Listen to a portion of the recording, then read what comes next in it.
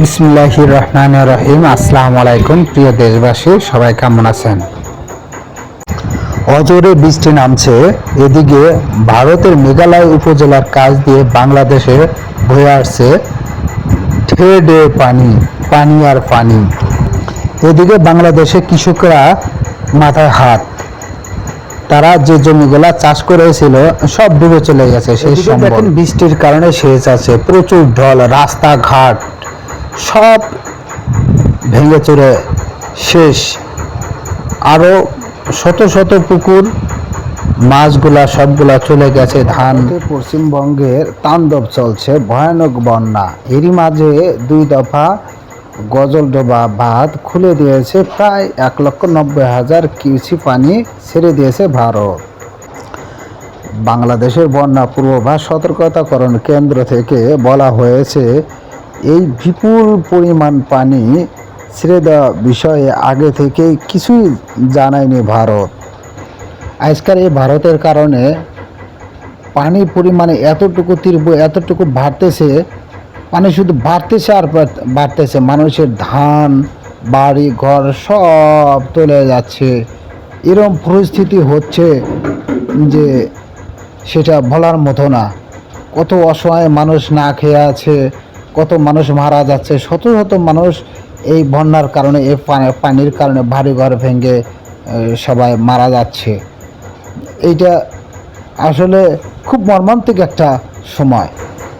চাচা কান্নাকাটি করে আর কি করবেন, আল্লাহর উপর মনে করলেন যে এবার দেন, আর কেউ না কেউ মনে করলেন যে আল্লাহর তরফ থেকে কেউ না কেউ আপনাদের কাছে আসবে, অবশ্যই আপনাদের হেল্প করার চেষ্টা করবে ইনশাআল্লাহ। আল্লাহর উপর ভরসা রাখেন, আল্লাহ তাআলা সব ঠিক করে দিবেন। যে ক্ষতি করে সেই পূরণ করে দেয়। উপরে একজন আছে, আল্লাহ কাউকে নিরাশ করেন না।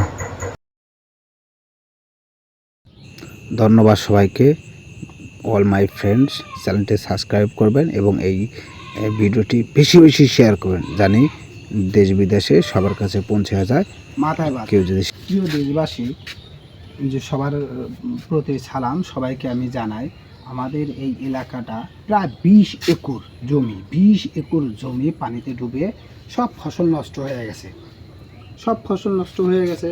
এখন মনে করলেন যে তাদের তো দিশাহারা, মাথায় হাত, কেউ রাস্তায় পড়ে আছে, কেউ এখানে পড়ে আছে, কেউ দেখা যায় যে না খেয়ে আছে, মর্মান্তিক অবস্থা আছে, মরার অবস্থা আছে। কারণটা হলো যে যে তাদের যে ধানটা ছিল 5 মণ 10 মণ 2 মণ ধান, এগুলো বিক্রি করেই আবাদের পিছনে লাগাইছে। অথচ আবারটা শেষের দিকে এসে বন্যায়, হঠাৎ করে ভারতীয় বন্যা পানি এসে আমাদের সব জমি সব তলিয়ে গেছে। কেউ 1 বিঘা 2 বিঘা 5 বিঘা।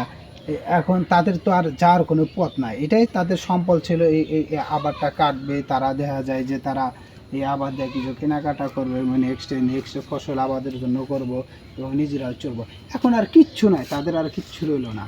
এখন আমার সবার দৃষ্টি আকর্ষণ করে বলছি, আমাদের দেশবাসী এবং আমাদের সরকারের কাছে, যদি এই যে ক্ষতি ভর্তুকিটা বা কেউ যদি পাশে দাঁড়াতেন অনেক ভালো হতো। ধন্যবাদ সবাইকে।